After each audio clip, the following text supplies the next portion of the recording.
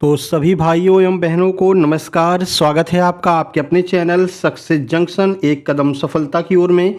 मेरा नाम है अतुल शुक्ला और हम लेकर के आ गए हैं आपके लिए एमपी ग्रुप 2 सब ग्रुप 4 एमपी पटवारी एमपी एसआई एमपी आरईओ एवं मध्य प्रदेश पुलिस सभी भर्ती परीक्षाओं की दृष्टि से अति महत्वपूर्ण वीडियो है। जैसा कि आप जानते हैं हम एमपीएसबी की पीवाईक्यू सीरीज लेकर के चल रहे थे, जहां पर हमने टारगेट किया था कि 2500 जीके जीएस एमपी जीके और करंट अफेयर के प्रश्नों को हम यहां पर सॉल्व कर रहे होंगे, सारे प्रश्नों को कवर करेंगे। अभी तक हम 500 प्रश्न ऑलरेडी कर चुके हैं, जिसमें हमने जो रिसेंट एग्जाम हुए हैं, जैसे कि आपका जेल प्रहरी का एग्जाम हुआ था, इसके अलावा आपका डिप्टी जेलर का एग्जाम 2026 में हुआ था, तो इन एग्जाम्स के प्रश्नों को हम कवर कर चुके हैं। ठीक है, अब हम आज जो प्रश्न सीरीज चालू करने वाले हैं 501 से लेकर के 600 तक जो प्रश्न हैं, ये आपके एमपीएसआई प्री एग्जाम जो जनवरी 2026 में हुआ था उसके प्रश्न हैं। यानी कि जनवरी में एमपीएसबी एपटेक के द्वारा जो रीसेंट प्रश्न पूछे गए हैं उन प्रश्नों को हूबहू वही प्रश्न है, वही पूरा फॉर्मेट है जिस तरह से ईएसबी पूछता है, वो सारे प्रश्न आपके लिए लेकर के आ गए हैं। तो वीडियो को लाइक करके चैनल को सब्सक्राइब कर दीजिए, जिससे आगे आने वाली सारी वीडियो टाइम टू टाइम आपके पास में पहुंच सके।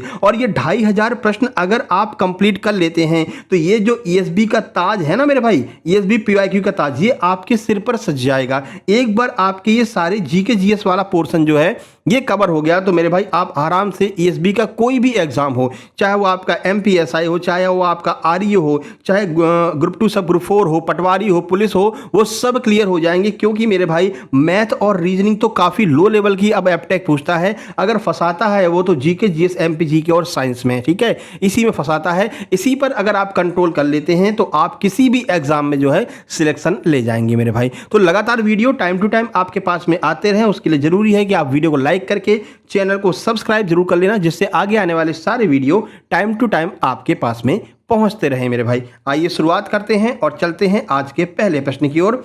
यानी कि आज का प्रश्न है 501 नंबर का एमपीएसआई प्री एग्जाम का 2026 में जो ये एग्जाम हुआ है। चलिए शुरू करें, चलिए अपनी सीरीज शुरू करते हैं और स्पीड में चलेंगे क्योंकि 100 प्रश्न में करने हैं। 501 से लेकर के 600 तक प्रश्न हम आज करने वाले हैं। देखिए, भारत में निम्नलिखित में से किस राज्य में कांटेदार वन नहीं पाए जाते हैं? बताइए कौन सा ऐसा राज्य है जहां पर कांटेदार वन आपको देखने को नहीं मिलेंगे? मध्य प्रदेश, पश्चिम बंगाल, राजस्थान, गुजरात। कहां पर कांटेदार वन नहीं पाए जाते हैं ये भी आपका पूछा गया एमपीएसआई प्री में।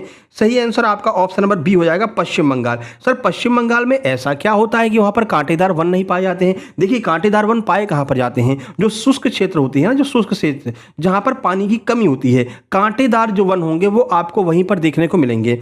पश्चिम बंगाल में बंगाल की खाड़ी नज़दीक में लगी हुई है, पर्याप्त मात्रा में जो है उनको क्या मिल जाता है, पानी मिल जाता है वहाँ के वनों को, इसलिए वो शुष्क वन में नहीं आते हैं और वहाँ पर कांटेदार वन कम पाए जाते हैं। हरे भरे वृक्ष जो है आपको वहाँ पर देखने को मिलते हैं। ठीक है, तो ऑप्शन नंबर बी बिल्कुल सही हो जाएगा और यही ईएसबी एपटेक के द्वारा भी माना गया है।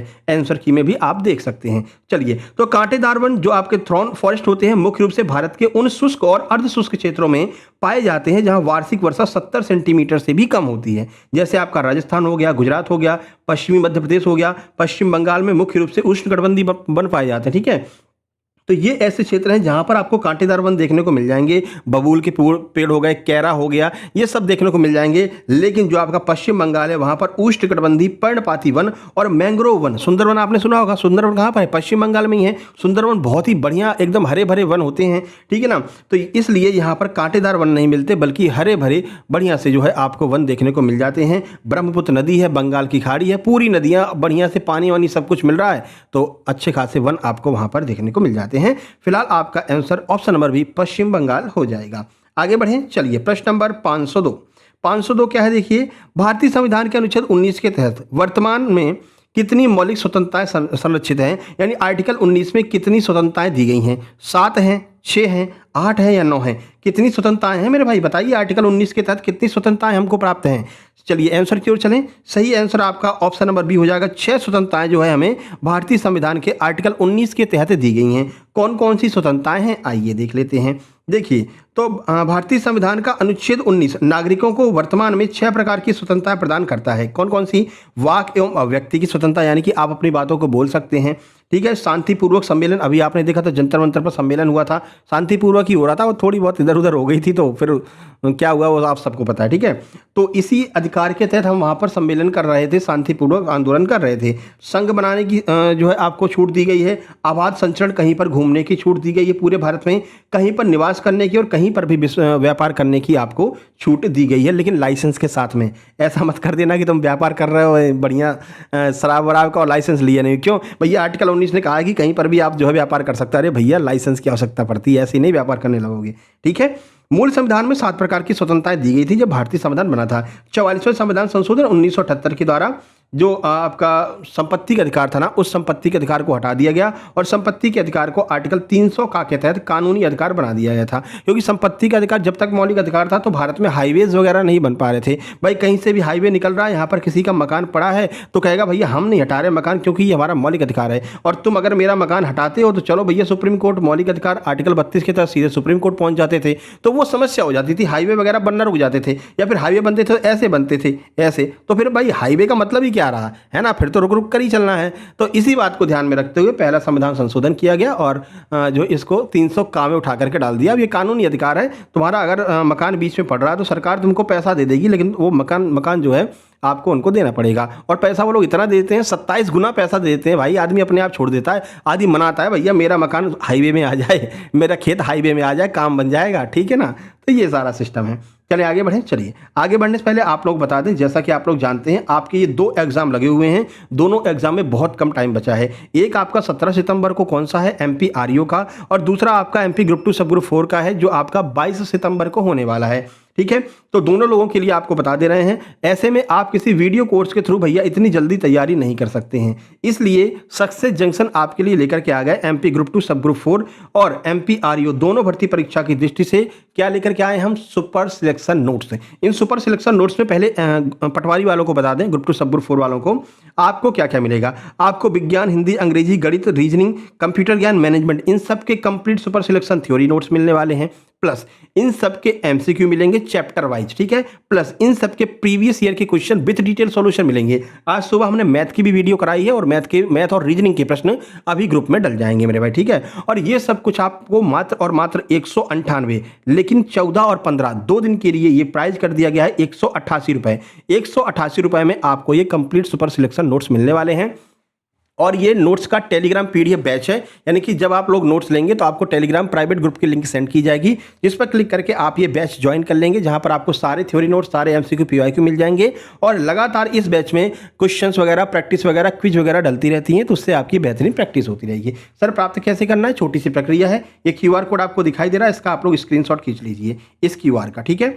इसी QR पर आपको 188 अभी 14 और 15 2 दिन के लिए, 14 अगस्त 15 अगस्त के लिए 188 का पेमेंट करना है। पेमेंट का स्क्रीनशॉट इस नंबर 7052547003 इस पर आपको सेंड कर देना। मात्र 188 रुपए में अभी आपका जो है एडमिशन हो जाएगा। 14 और 15 2 दिन तक, 15 के बाद में जो है वापस से 16 तारीख से 198 हो जाएगा, ठीक है। तो जैसे ही आप अपना स्क्रीनशॉट सेंड करेंगे, इसी नंबर से आपको प्राइवेट टेलीग्राम ग्रुप की लिंक मिल जाएगी, जिस पर क्लिक करके आपको ग्रुप ज्वाइन कर लेना है। वहां पर आपको सारी PDF मिल जाएंगी, विद सेक्शन वाइज मिल जाएंगी। लास्ट में आपको दिखा देंगे कैसा हमारा लेआउट दिखता है। 485 मेंबर अभी वर्तमान में उससे जुड़ चुके हैं उस ग्रुप में, MP ग्रुप 2 सब ग्रुप 4 में, ठीक है। तो ये उनके लिए बात हो गई। अब जो MP REO वाले हैं भाई, आपके में कॉम्पिटिशन बहुत ज़्यादा नहीं है, लेकिन फिर भी लोग एग्जाम देने तो जाएंगे मेरे भाई। और अगर आप बिना तैयारी किए हो जाते हैं तो भाई आपके जाने का कोई मतलब नहीं है, ठीक है। तो हम आपके लिए लेकर के आ गए हैं 199, लेकिन अभी 14 और 15 2 दिन के लिए आपका जो नोट्स है वो 189 रुपए का मिल रहा है। तो 189 रुपए में MP REO वाले कंप्लीट नोट्स प्राप्त कर सकते हैं, जिसमें आपका CSET के कंप्लीट सुपर सिलेक्शन नोट्स रहेंगे, Hindi, English, math, reasoning, GK, science, computer,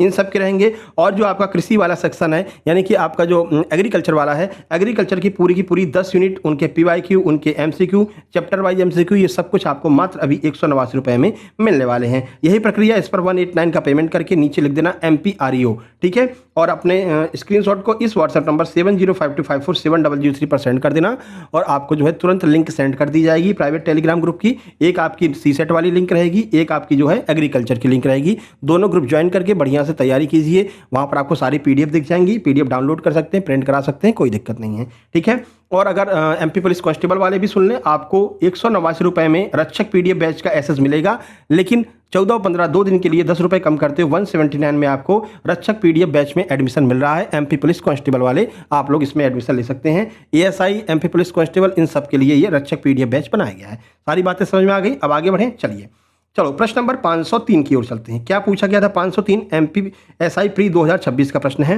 कह रहे हैं प्राचीन स्मारक संरक्षण अधिनियम किसके शासनकाल में पारित हुआ था? बताइए किसके टाइम पर प्राचीन स्मारक संरक्षण एक्ट आया था? एल्गिन द्वितीय के टाइम पर, लॉर्ड रिपन के टाइम पर, लॉर्ड कर्जन या फिर लॉर्ड लिटन? किसके टाइम पर आया था मेरे भाई? जो आज हम प्राचीन स्मारक इनका संरक्षित कर रहे हैं, जैसे अभी आपने सुना होगा बहुत पुरानी जो भी इमारतें थी उनको अब जो है आर्कियोलॉजिकल ऑफ इंडिया ने अपने उसमें ले लिया है, ठीक है। अब उनकी साफ़ सफाई की जिम्मेदारी, उनको अच्छे से बनाने की, उनके अच्छे से रखने की जिम्मेदारी अब किसकी होती है? आर्कियोलॉजिकल ऑफ इंडिया की हो जाती है, ठीक है ना। तो किसके टाइम पर ये एक्ट आया था? सही आंसर ऑप्शन नंबर सी हो जाएगा, लॉर्ड कर्जन के टाइम पर ये एक्ट आया था। आइए इसके बारे में आपको कुछ जो है महत्वपूर्ण जानकारियाँ भी दे देते हैं। देखिए, तो प्राचीन स्मारक संरक्षण एक्ट 1904 में भारत के तत्कालीन वायसराय लॉर्ड कर्जन के शासनकाल में पारित किया गया था। इसका मुख्य उद्देश्य भारत की सांस्कृतिक और ऐतिहासिक विरासतों की रक्षा करना और उनका जीर्णोद्धार कराना था। जैसे कि अभी आपको लेटेस्ट एक बताते हैं, आपने वो सुना होगा सिंघोनिया का कक्करमठ, है ना, मुरैना जिले में है कक्करमठ।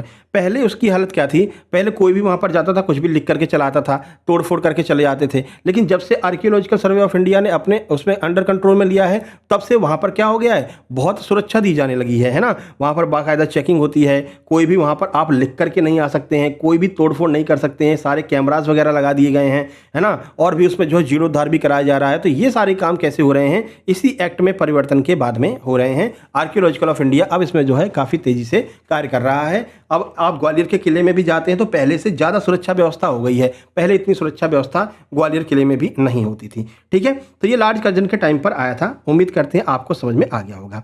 प्रश्न नंबर 504, 2025 में ऑस्ट्रेलियन ओपन कहाँ पर आयोजित किया गया था? ये 2025 का करंट पूछा गया था। 2026 जनवरी में एग्जाम हुआ है, ठीक है। अब देख लीजिए, तो कह रहे हैं कि कहाँ पर आयोजित किया गया था? बताइए, सिडनी में, पर्थ में, मेलबर्न में या फिर एडिलेड में? कहाँ पर आयोजित किया गया था? सही आंसर आपका हो जाएगा option number C, national tennis centre. कहाँ पर? मेलबर्न में हुआ था। कहाँ पर? मेलबर्न में। ऑप्शन नंबर सी आपका सही आंसर हो जाएगा। 2025 ऑस्ट्रेलियन ओपन मेलबर्न में हुआ था। चलिए कुछ जानकारी देख लीजिए। तो ऑस्ट्रेलियन ओपन टेनिस का पहला ग्रैंड स्लैम टूर्नामेंट है। यह हमेशा की तरह 2025 में भी ऑस्ट्रेलिया के मेलबर्न स्थित शहर national tennis centre Melbourne park में आयोजित किया गया था। आगे बढ़ते हैं। हालांकि स्पोर्ट्स के लिए अलग से करंट अफेयर की वीडियो लेकर के आएंगे, है ना, तो बस तैयार रहिएगा। और ये करंट अफेयर की जो वीडियो स्पोर्ट्स वाली है वो एग्जाम के 5 से 6 दिन पहले ही मिलेगा, जिससे कि आपको याद रहे, है ना। चलो 505, दिसंबर 2025 के शुरुआत में भारत में ITU ट्राई कार्यशाला परफॉर्मेंस क्वालिटी ऑफ सर्विस और क्वालिटी ऑफ एक्सपीरियंस ये कहाँ पर उद्घाटित की गई थी? कहाँ पर इसका उद्घाटन किया गया था? बताइए। ITU ट्राई कार्यशाला, परफॉर्मेंस, क्वालिटी ऑफ सर्विस और क्वालिटी ऑफ एक्सपीरियंस ये कहाँ पर इसका उद्घाटन किया गया था? मुंबई में, भुवनेश्वर में, बेंगलुरु में या फिर नई दिल्ली में? ये भी MPSI प्री 2026 जनवरी का प्रश्न है। सही answer option number B, Bhubaneswar में जो है इसका उद्घाटन किया गया था। क्या था? आइए देखते हैं। अंतर्राष्ट्रीय दूरसंचार केंद्र ITU और भारतीय दूरसंचार विनियामक प्राधिकरण यानी TRAI ट्राई द्वारा संयुक्त रूप से आयोजित यह विशेष कार्यशाला ओडिशा के भुवनेश्वर में उद्घाटित की गई थी। इसका उद्देश्य संचार सेवाओं की गुणवत्ता, उपभोक्ता अनुभव को बेहतर बनाना था। कहाँ से बेहतर बनेगा भैया? लगातार तो प्राइस बढ़ते चले जा रहे हैं रिचार्जेस के, है ना। कहाँ से कहाँ पहुँच गया। कभी एक टाइम था भैया कि फ्री में मिला करता था नेट, ठीक है ना। जियो ने एकदम फ्री कर दिया था, लोगों को लग गई आदत नेट चलाने की। कहाँ पहले 1 GB नेट पूरे महीने चलाना पड़ता था, अब पर डे 1 GB नेट मिलने लगा, लोग हाई स्पीड नेट मिलने लगा। लोगों ने एकदम बढ़िया मूवी वगैरह देख करके आदत डाल ली। अब जो है मोटा भाई ने क्या किया, फिर रेट बढ़ा दी, है ना, कि अब पैसा लगेगा भैया, अब फ्री नहीं मिलेगा। कहा चलो ठीक है, थोड़ा बहुत पैसा ले रहे हैं, लेते रहिए। थोड़ा बहुत पैसा जो है देने भी लगे। फिर धीरे धीरे रेट की ये हालत हो गई मेरे भाई, 900 रुपये का होता है अब 3 महीने का, ठीक है ना। तो ये सिस्टम होता है, आदत नहीं लगनी चाहिए। अब आदत लग गई है हाई स्पीड नेट चलाने की, कहाँ से पढ़ोगे, है ना। तो वो सारा सिस्टम है। तो उपभोक्ताओं का क्या अनुभव है वो उपभोक्ता खुद जानते हैं। अच्छा, कमेंट बॉक्स में कमेंट करके बताइए कि आप कौन सी सिम का इस्तेमाल कर रहे हैं वर्तमान में। अभी आप हमारी वीडियो कौन सी सिम के नेट से देख रहे हैं? कमेंट बॉक्स में कमेंट कीजिए, ठीक है। चलो प्रश्न नंबर 506 पर चलते हैं। 506 देखिए, कह रहे हैं भारत में राष्ट्रीय जलमार्गों के प्रबंधन हेतु 1986 में किस संस्था की स्थापना की गई थी, बताइए। जो हमारे राष्ट्रीय जलमार्ग हैं यानी कि नेशनल वाटरवेज जो हैं, इनके संरक्षण के लिए 1986 में कौन सी संस्था बनाई गई थी? ये 4 ऑप्शन है, भारत का नदी नौवहन मंत्रालय, inland waterway authority of India यानी IWAI, या फिर भारत का केंद्रीय जल आयोग, या फिर राष्ट्रीय जल परिवहन बोर्ड ऑफ इंडिया। किसको बनाया गया था जल मार्गों के रखरखाव पर ध्यान देने के लिए? सही आंसर ऑप्शन नंबर बी हो जाएगा, inland waterway authority of India IWAI की जो है स्थापना की गई थी। तो भारतीय अंतर्देशीय जलमार्ग प्राधिकरण inland waterway authority of India IWAI की स्थापना 27 अक्टूबर 1986 को की गई थी। डेट एग्जैक्ट ध्यान रखना, 27 अक्टूबर 1986 को की गई थी। इसका मुख्यालय नोएडा उत्तर प्रदेश में है। इसका काम भारत के राष्ट्रीय जलमार्गों का विकास करना, नियमन करना है। ठीक है, क्या आप बता सकते हैं कि भारत का नेशनल वाटरवे नंबर 1 वो कहाँ से कहाँ तक है? चलिए बता देते हैं। पहला हम बता देते हैं, इलाहाबाद, प्रयागराज कहते हैं इसको, इलाहाबाद से हल्दिया तक हल्दिया तक कौन सी नदी पर बना है? तो ये आपका जो है गंगा और हुगली नदी पर बना हुआ है। ठीक है, इलाहाबाद से हल्दिया तक है। अब आप हमको बताएंगे कि वाटरवे नंबर 2 जो है वो कौन सी नदी पर बना है? ये आप कमेंट बॉक्स में कमेंट करके बताएंगे। वाटरवे नंबर 1 जो है वो गंगा पर बना हुआ है। चलिए आगे बढ़ते हैं। प्रश्न नंबर 507 है, भारत में राज्यों की परिषद यानी कि राज्यसभा के सदस्यों का कार्यकाल कितने वर्ष का होता है? कुल मिलाकर आपसे पूछ रहे हैं कि राज्यसभा के सदस्यों का कार्यकाल कितने वर्ष का होता है? 4 वर्ष, 6 वर्ष, आजीवन, 5 वर्ष, कितने वर्ष का होता है मेरे भाई? और राज्यसभा कभी भंग नहीं होती, जानते हैं ना क्यों भंग नहीं होती? क्योंकि हर 2 साल के बाद में जो है रिटायरमेंट चलता रहता है लोगों का। ये पूरी ऐसी प्रोसेस बना रखी है, ये चक्रीय क्रम में चलती रहती है, इसलिए हमारी राज्यसभा कभी भी भंग नहीं होती है। अब टाइम कितना होता है एक व्यक्ति के, यानी कि जो एक बार इलेक्ट हो गया है उसका कितना टाइम रहता है? कार्यकाल पूछ रखा है आपसे। सही आंसर आपका ऑप्शन नंबर बी, 6 वर्ष का कार्यकाल रहता है राज्यसभा का। ध्यान रखना, राज्यसभा की बात की गई है 6 वर्ष का रहता है, अगर लोकसभा की बात की जाती तो 5 वर्ष का रहता है। कंफ्यूज नहीं होना मेरे भाई, ठीक है। राज्यसभा में 6 वर्ष का, और राज्यसभा कभी भी भंग नहीं होती है। देखिए, तो राज्यसभा एक स्थायी सदन है जो कभी भंग नहीं होता। हालांकि इसके सदस्यों का कार्यकाल 6 वर्ष का होता है, और इसके 1/3 यानी कि 1/3 जो हमारे सदस्य हैं वो हर 2 साल में सेवानिवृत्त होते रहते हैं। चलिए आगे बढ़ते हैं और अगला प्रश्न देखते हैं। देखिए अगला प्रश्न है, भारत नेपाल संयुक्त सैन्य अभ्यास के 19वें संस्करण का क्या नाम है? यानी भारत और नेपाल के बीच में सैन्य अभ्यास किया गया है। तो पहली बात तो आपको यही पता होनी चाहिए कि भारत और नेपाल के बीच में कौन सा सैन्य अभ्यास होता है। फिर ये 19वां संस्करण है, कौन सा बताइए? सूर्य किरण 19, युद्ध अभ्यास 19, मित्र शक्ति 19, या फिर शत्रुजित 19? क्या है मेरे भाई? प्रश्न का सही आंसर हो जाएगा ऑप्शन नंबर ए, सूर्य किरण 19 जो है वो भारत और नेपाल के बीच में आयोजित किया गया है। तो सूर्य किरण भारत और नेपाल की सेनाओं के बीच होने वाला एक वार्षिक संयुक्त अभ्यास है। इसका उद्देश्य दोनों देशों की सेनाओं के बीच में रक्षा सहयोग, पहाड़ी युद्ध तकनीकी और आपदा प्रबंधन को बढ़ावा देना है। इसके लिए इसका जो है उद्घाटन किया गया है। चलिए 509 नंबर देखते हैं। बढ़िया प्रश्न आ गया है, कथन वाला प्रश्न है, अच्छे से पढ़ेंगे, समझेंगे, फिर इसके बाद में आंसर लगाएंगे। क्या कह रहे हैं देखिए, सहकारी समितियों के संबंध में निम्नलिखित कथनों पर विचार कीजिए। क्या विचार है भैया? कह रहे हैं कि संविधान का भाग 9B सरकार सहकारी समितियों से संबंधित है। क्या ये बात सही है? या फिर सहकारी समितियों का उल्लेख संविधान में राज्य के नीति निर्देशक सिद्धांतों DPSP में किया गया है। क्या ये बात सही है? या संविधान का भाग 9B सहकारी समितियों से संबंधित है, बताइए। यानी कि यहाँ पर इसका डबल कर दिया गया है, इसको जस्ट का जस्ट दोहरा दिया है, ठीक है ना। ये ESB नहीं किया, हमने नहीं किया मेरे भाई, ठीक है ना, ESB नहीं किया है। चलो बताओ कौन सा सही हो जाएगा। आइए आंसर देख लेते हैं। 4 ऑप्शन ये रहे आपके सामने। प्रश्न का सही आंसर ऑप्शन नंबर सी, यानी 1, 2, 3, ये तीनों बातें बिल्कुल सही हैं, ठीक है। ये तीनों बातें जो है वो बिल्कुल सही लिखी हुई हैं।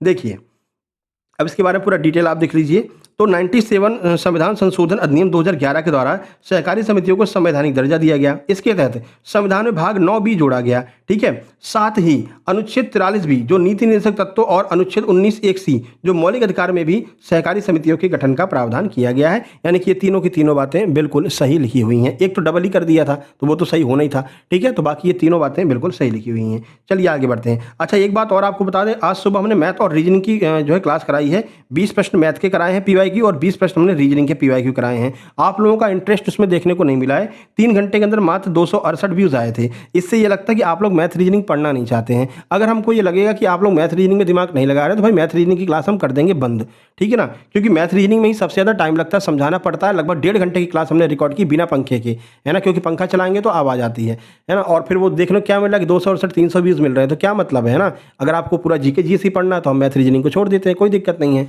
ना। तो सुबह क्लास कराई गई, आप लोग जाकर के देख लेना। बढ़िया तरीके से ट्रिक भी समझाई है, ट्रिक को कैसे ट्रिक बनाया गया वो भी समझाइए, सब कुछ समझा रहे हैं, फिर भी आप लोग मैथ रीजनिंग नहीं पढ़ना चाह रहे हैं, है ना। तो वो देख लेंगे, एक आध वीडियो और बनाएंगे। अगर लगता है कि आप लोग मैथ रीजनिंग नहीं पढ़ना चाहते हैं तो भाई मेरे वो उसको हम छोड़ देंगे, ठीक है। चलिए प्रश्न नंबर 510, भारत की संघीय प्रणाली किस देश के मॉडल पर मुख्यतः आधारित है? बताइए, जो भारत की संघीय प्रणाली है वो हमने कहाँ से ली है? कनाडा से, स्विट्जरलैंड से, ऑस्ट्रेलिया से, अमेरिका से। बताइए कहाँ से ली है हमने संघीय प्रणाली?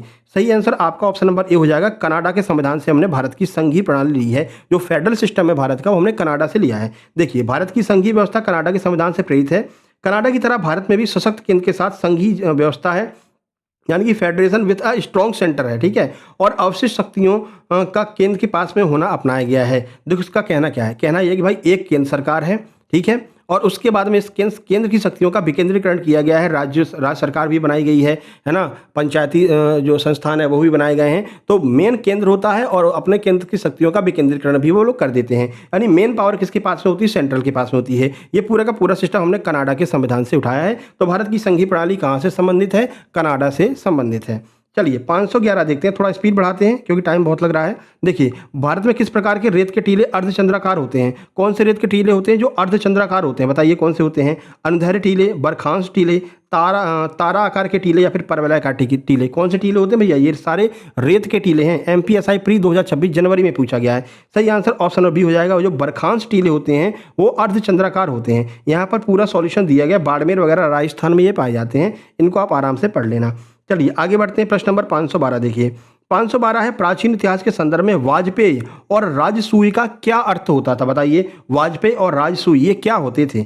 बताओ। राजाओं द्वारा किए जाने वाले अनुष्ठान यज्ञ होते थे, जनसभाएं होती थीं, जनजातियों के नाम थे, या सैन्य और कोषागार अधिकारी होते थे? कौन होते थे भैया? राजसूय और वाजपेयी।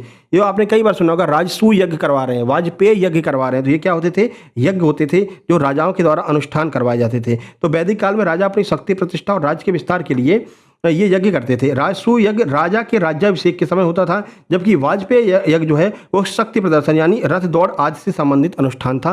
ये दोनों आपको ध्यान रखना है। 513 पर चलते हैं। देखिए 513 प्रश्न क्या है, कह रहे हैं कि निम्नलिखित में से भारत में मध्य प्रदेश में स्थित सबसे बड़ा तांबे का अयस्क खदान कौन सी है? बताइए, तांबे की सबसे बड़ी खदान कौन सी है मध्य प्रदेश में, भारत में स्थित? बताइए कौन सी है मध्य प्रदेश में स्थित? मध्य प्रदेश की बात की जा रही है ना। देखो, दरीबा खदान है, मलाजखंड खदान बालाघाट है, राजा खदान सिंहभूमि है, या फिर केतली खदान झुंझुनू है। यहाँ पर साफ साफ दिखाई दे रहा है। अगर एमपी की बात करें तो एक ही है मलाजखंड, जो आपकी बालाघाट में। एमपी वाली एक ही दे रखी है, तो ऑप्शन नंबर बी ही आपका आंसर हो जाएगा। यहाँ से तो आप डायरेक्ट एलिमिनेट ही कर सकते थे। केवल एमपी की पूछी गई है और एमपी का एक ही है मलाजखंड, तो यही आपका आंसर हो जाएगा, ठीक है। बाकी ये पूरी जानकारी आपको यहाँ पर दी गई। बालाघाट को तांबा नगरी के नाम से भी जानते हैं। अगला देखिए 514, 2025 में भारत में लैंगिक समानता और महिला सशक्तिकरण पर आधारित नई चेतना 4.0 अभियान किसने शुरू किया था भैया? 4.0 अभियान किसने शुरू किया? शिवराज सिंह चौहान, कमलेश पासवान, या फिर श्रीमती अन्नपूर्णा देवी, या फिर श्री अमित शाह? श्रीमती नहीं भैया, श्री अमित शाह। किसने किया था भैया? सही answer option number A, Shri Shivraj Singh Chouhan, जो उस टाइम पर मतलब कि अपने क्या कहते हैं कि केंद्र में मंत्री थे। देखिए, तो नई चेतना 4.0 ग्रामीण विकास मंत्रालय NRLM की एक महत्वपूर्ण पहल है, जिसका उद्देश्य महिलाओं के खिलाफ हिंसा को खत्म करना और उन्हें जागरूक बनाना है। इसका शुभारंभ केंद्रीय ग्रामीण मंत्री, है ना, उस टाइम पर ये केंद्रीय ग्रामीण मंत्री थे 2025 में। तो केंद्रीय ग्रामीण विकास मंत्री श्री शिवराज सिंह चौहान के द्वारा इसका जो है उद्घाटन किया गया था, इसकी शुरुआत की गई थी। चलिए 515 देखिए, कह रहे हैं भारत में पवन हंस हेलीकॉप्टर सेवाएं खास तौर पर किन चीज़ों के लिए महत्वपूर्ण है? किन चीज़ों के लिए पवन हंस हेलीकॉप्टर सेवाएं चालू की गई हैं? पर्यटन के लिए, तटीय बंदरगाहों के बीच मालवहन के लिए, अंतर्राष्ट्रीय यात्री परिवहन के लिए, या फिर शहरी मेट्रो से मेट्रो यात्रा के लिए? किसके लिए पवन हंस बनाया गया है? सही आंसर ऑप्शन नंबर ए हो जाएगा। पर्यटन और पहाड़ी क्षेत्रों में संपर्क स्थापित करने के लिए पवन हंस हेलीकॉप्टर सेवाएं बनाई गई हैं। उत्तराखंड वगैरह में आपने देखा हो, केदारनाथ वगैरह पे ये हेलीकॉप्टर सेवा चलती है। भाई हेलीकॉप्टर पर बैठो और सीधे केदारनाथ मंदिर पर जाकर के वो लोग उतार देते हैं, ठीक है। पूरा सॉल्यूशन यहाँ पर दिया है, आप लोग वीडियो को पॉज करके आराम से पढ़ लेना। चलिए अगला प्रश्न है 11वां वर्ल्ड ग्रीन इकोनॉमी समिट यानी कि WGES 2025 कहाँ पर आयोजित किया जाएगा? अब तो आयोजित हो भी चुका है, कहाँ पर हुआ है ये आपसे पूछ रहे हैं। ये 4 ऑप्शन आपके सामने हैं। सही आंसर ऑप्शन नंबर ए हो जाएगा। Dubai world trade centre Dubai में जो है इसका आयोजन किया गया था। देखिए यहाँ पर पूरा सॉल्यूशन है। ये सॉल्यूशन आप वीडियो को पॉज करके पढ़ लेना, है ना, नहीं तो वीडियो बहुत लंबी हो जाएगी मेरे भाई, ठीक है। जो बहुत ज़्यादा जरूरी होगी उसको सॉल्यूशन के रूप में हम आपको बता दिया करेंगे। चलिए 517 देखते हैं, क्योंकि देखो टाइम कितना हो गया है, टाइम मान के चलिए कि 37 मिनट हो गए मेरे भाई, वो सॉरी 23 मिनट 37 सेकंड हो गए, और क्वेश्चन कितने हो पाए? 17 हो पाए हैं, है ना। तो टाइम बहुत ज़्यादा खिंच रहा है, इस हिसाब से 100 क्वेश्चन करने बहुत टाइम लग जाएगा। चलिए, 1952 के चुनाव के बाद गठित विंध्य प्रदेश विधानसभा की अध्यक्षता किसने की थी? 1952 के बाद में किसने अध्यक्षता की थी? ये 4 ऑप्शन है। सही आंसर ऑप्शन नंबर डी हो जाएगा, श्री शिवानंद जी के द्वारा जो है इसकी अध्यक्षता की गई थी 1952 के चुनाव के बाद में। 1952 में विंध्य प्रदेश जो मध्य प्रदेश का हिस्सा है, पहली बार चुनाव हुए थे। पंडित शंभूनाथ शुक्ल विंध्य प्रदेश के मुख्यमंत्री बने थे, जबकि विधानसभा अध्यक्ष के पद पर श्री शिवानंद जी को बनाया गया था। 518 देखिए, 518 क्या है? दिसंबर 2025 में असम दिवस यानी असम दिवस पर प्रधानमंत्री नरेंद्र मोदी के संदेश में असम की प्रगति को किसके विजन से जोड़ा गया? भाई किसके विजन से जोड़ा गया है? ये रहे 4 ऑप्शन आपके सामने। प्रश्न का सही आंसर हो जाएगा ऑप्शन नंबर ए। इसको जोड़ा है स्वर्गदेव चाओलुंग सुकाफा, स्वर्गदेव चाओलुंग सुकाफा के जो है विजन से इसको जोड़ा गया है। यहाँ पर देखिए, प्रतिवर्ष 2 दिसंबर को अहोम साम्राज्य के संस्थापक स्वर्गदेव चाओलुंग सुकाफा के सम्मान में असम दिवस मनाया जाता है। सुकाफा ने 13वीं शताब्दी में असम के विभिन्न समुदाय को एकजुट कर मजबूत अहोम राज की नींव रखी थी। तो प्रतिवर्ष असम दिवस हम मनाते हैं कब? 2 दिसंबर को। ये भी आपको ध्यान रखना है।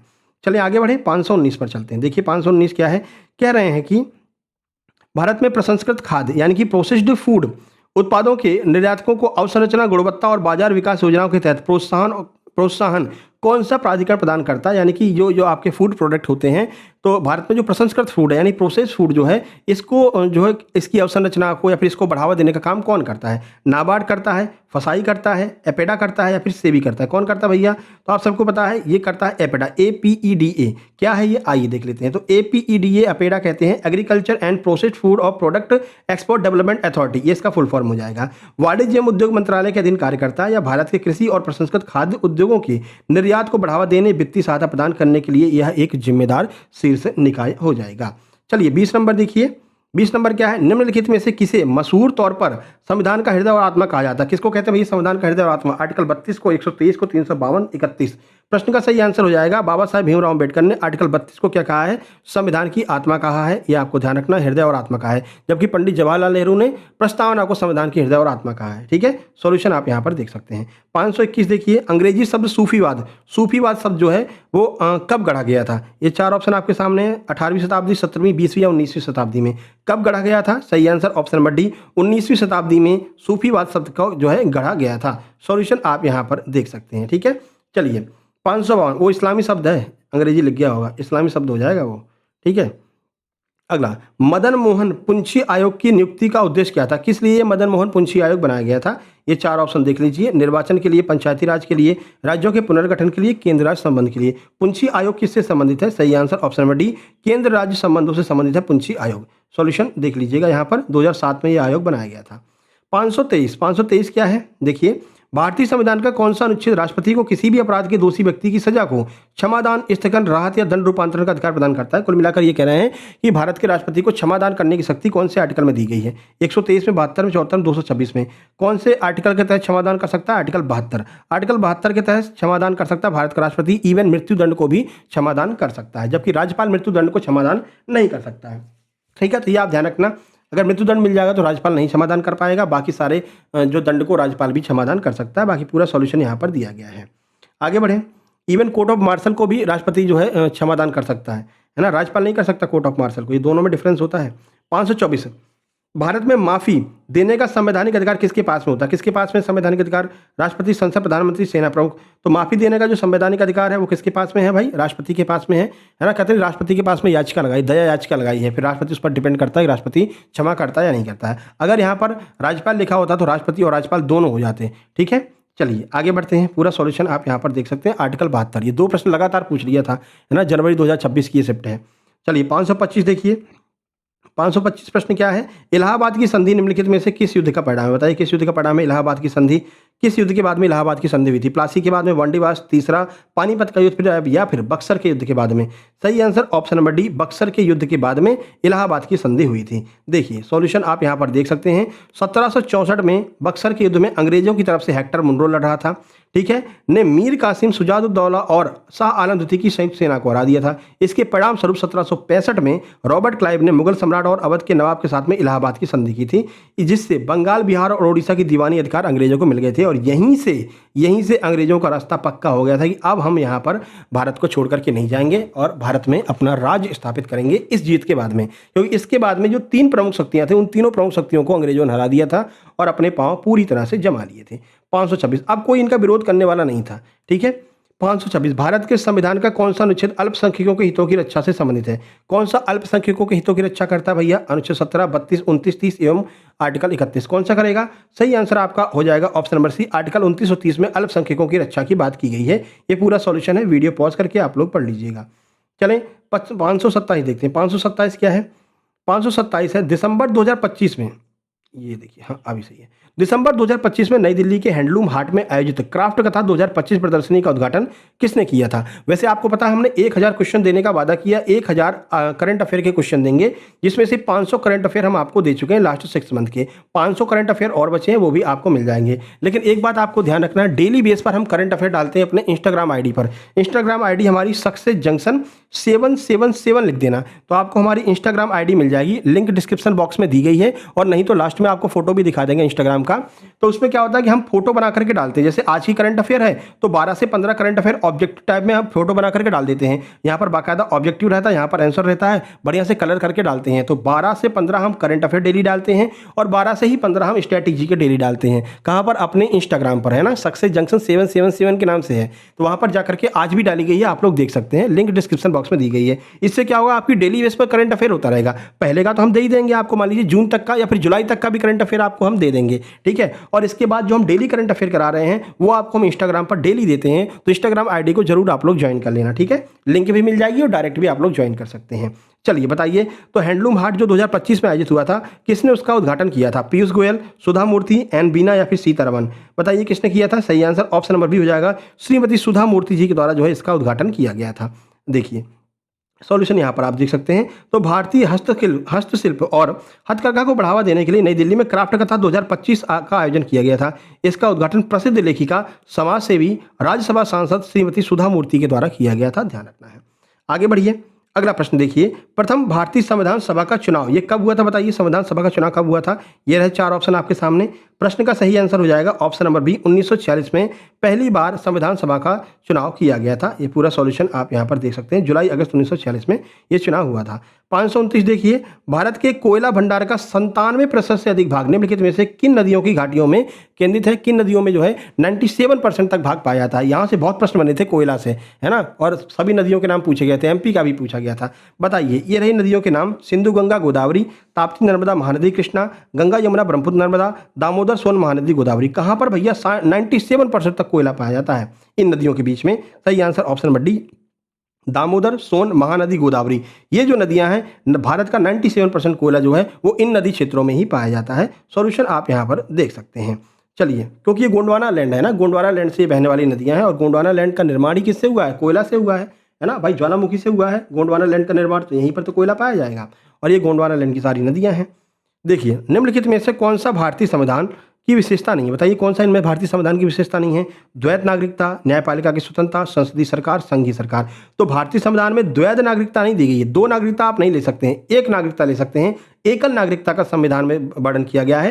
तो ऑप्शन नंबर ए ही सही हो जाएगा, क्योंकि हमसे पूछा गया था कौन सा हमारी विशेषता नहीं है, तो द्वैध विशेषता हमारी नहीं है। अमेरिका में डबल जो है सिटीजनशिप मिल रहती है, यानी अमेरिका की सिटीजनशिप अलग है और राज्यों की सिटीजनशिप अलग है। उनके पास में 2-2 नागरिकता के कार्ड होते हैं मेरे भाई, ठीक है, और अपने यहाँ भारत में केवल 1 है।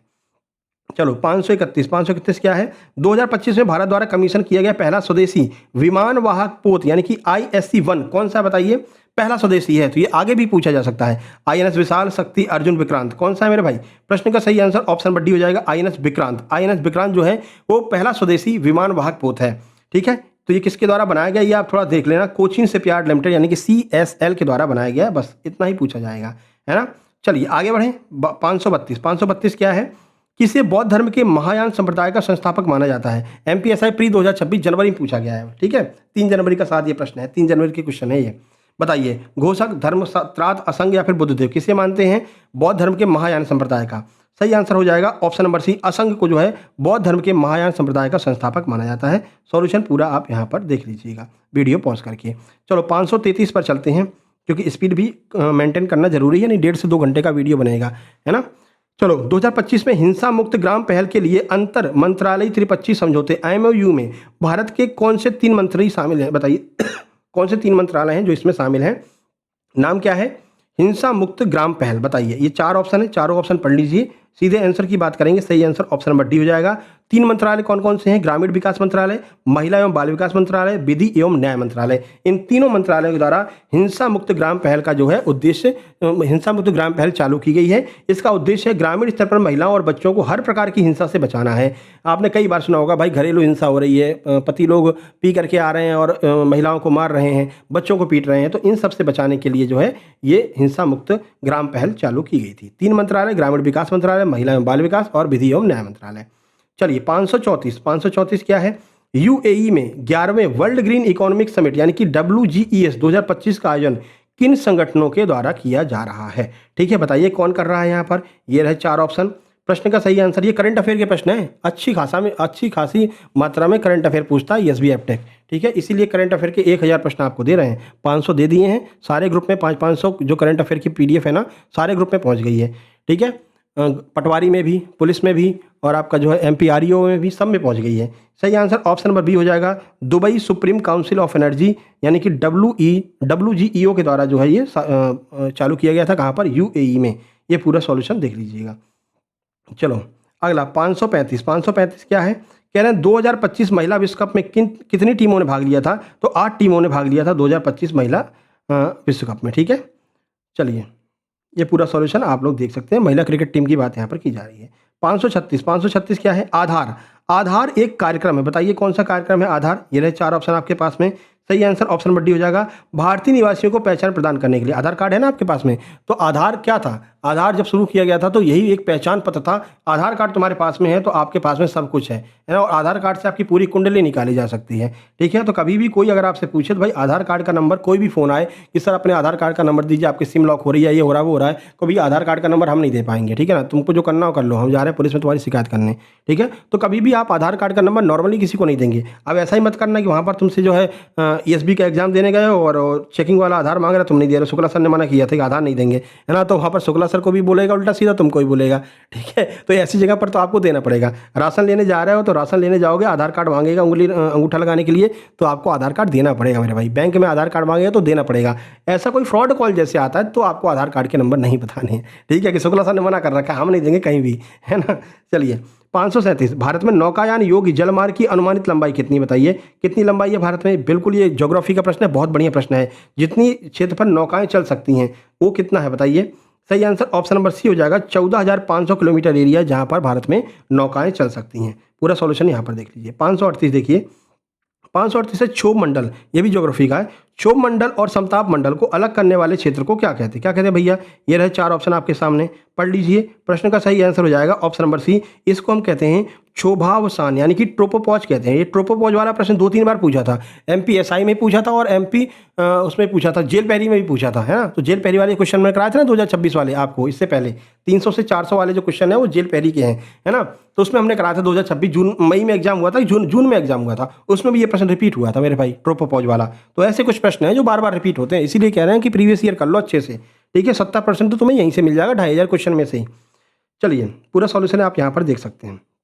चलिए डी, अगला प्रश्न 539, भारत का संविधान बनाने के लिए उत्तरदायी संविधान सभा की प्रारूप समिति के अध्यक्ष कौन थे? बताइए कौन थे अध्यक्ष? ये रहे 4 ऑप्शन, इनको तो आप आराम से जानते होंगे, इसमें कोई बात ही नहीं। डॉक्टर BR अम्बेडकर, बाबा साहेब भीमराव अम्बेडकर प्रारूप समिति के कौन थे? अध्यक्ष थे। 29 अगस्त 1947 को प्रारूप समिति ड्राफ्टिंग कमेटी का जो है निर्माण किया गया था। 7 सदस्य थे, अध्यक्ष डॉक्टर BR अम्बेडकर थे। आगे बढ़ें, 540 क्या है?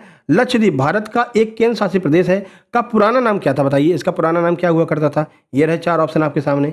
प्रश्न का सही आंसर हो जाएगा ऑप्शन नंबर ए। इसको हम क्या कहते थे? इसको हम लक्का डाइव कहते थे। मिनिकॉय और अमीन द्वीप, ये इसका पुराना नाम हुआ करता था, जिसको मिलाकर के वर्तमान में हम क्या कहते हैं? लक्षद्वीप कहते हैं। ठीक है, ये पूरा सॉल्यूशन देख सकते हैं। 1973 से पहले इसको ये कहते थे।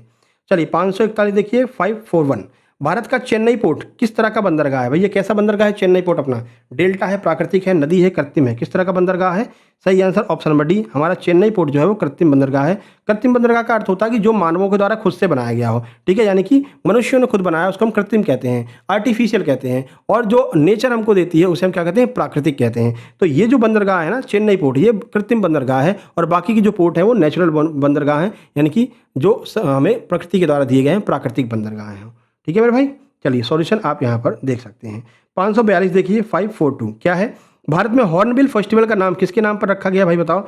एक पर्वत के नाम पर, एक पारंपरिक नागा नृत्य है, ऐतिहासिक नागा नेता के नाम पर, या फिर हॉर्नबिल पक्षी के नाम पर? सही आंसर ऑप्शन नंबर डी हो जाएगा। इसे त्योहारों का त्योहार भी कहते हैं। हॉर्नबिल पक्षी के नाम पर इसका नाम रखा गया है। हॉर्नबिल फेस्टिवल एक बड़े और रंगीन वन पक्षी हॉर्नबिल धनेरा पक्षी के नाम पर रखा गया है। नागा जनजातियों की लोक कथाओं और संस्कृति में इस पक्षी का अत्यधिक महत्व है। यह उत्सव हर साल 1 से 10 दिसंबर के बीच में मनाया जाता है।